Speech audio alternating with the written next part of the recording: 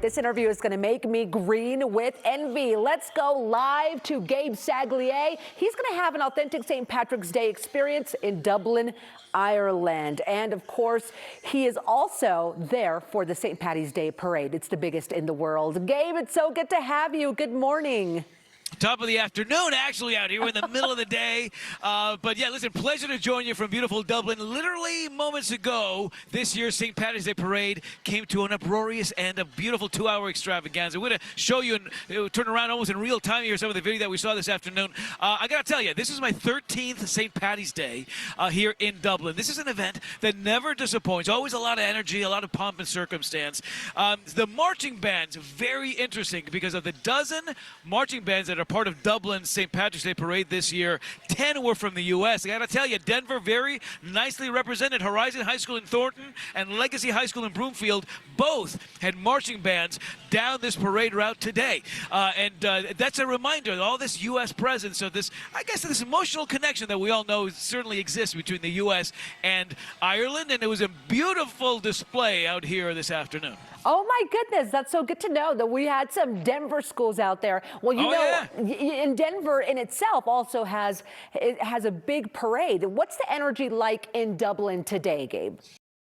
So I think it's all going to boil down to the numbers this year because they're expecting a record-setting crowd to have come out this afternoon. A couple of years ago, we were throwing around the number 500,000 people descending on the streets of Dublin. This year, 650,000 people expected to have come out to see this parade. I got to tell you, I met people from all over Europe, all over South America and Asia, but it's that U.S. presence that always sort of blows me away because it's just a pervasive, almost an excuse for Americans who maybe they've done it before. I've done it many times. I want to keep coming back. But I think for people who've never been to Ireland before, this is a great hook, right? A great excuse to use this world-renowned holiday, come out here and experience it where it started, and then really sort of delve into that pervasive Irish hospitality, do some traveling around the country and discover something new. Absolutely. What is the best thing you've eaten since you have been there?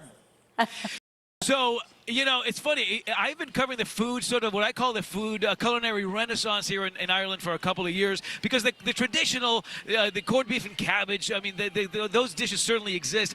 But what's happened in the last 5 to 10 years is there's been this fresh chef talent that perhaps has studied in places like Denver or New York City or Paris or London, and then they've come back and opened up restaurants giving this very sort of contemporary spin to these traditional dishes. So I had some wonderful lamb last night at a restaurant called the Grayson. And the fact of the matter is that lamb and beef do really, really well here because as you drive across the country, you realize they're grazing on grass as far as the eye can see. That's how these animals are raised. They're really sort of looked after while they're being raised, and then they obviously become these very sort of delectable dishes as well. So the approach to raising in particular, I think lamb and beef, in my experience, creates these really wonderful dishes. Vegetables, of course, if you're a vegetarian, I gotta say that has always wowed me as well because they grow in these very fertile lands. Of course, there's a lot of rain here throughout the year, so stuff grows really, really well. So, yeah, you always eat well, and you drink well, too, when you're out here in Ireland. Oh, my gosh, absolutely. Well, it looks like so much fun. Gabe, thank you so much for being with us this morning, and have some fun out there.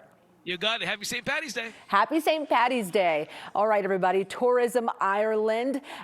Get ready to plan your Ireland adventure and stay up with travel tips and deals. All you got to do is visit travelzoo.com.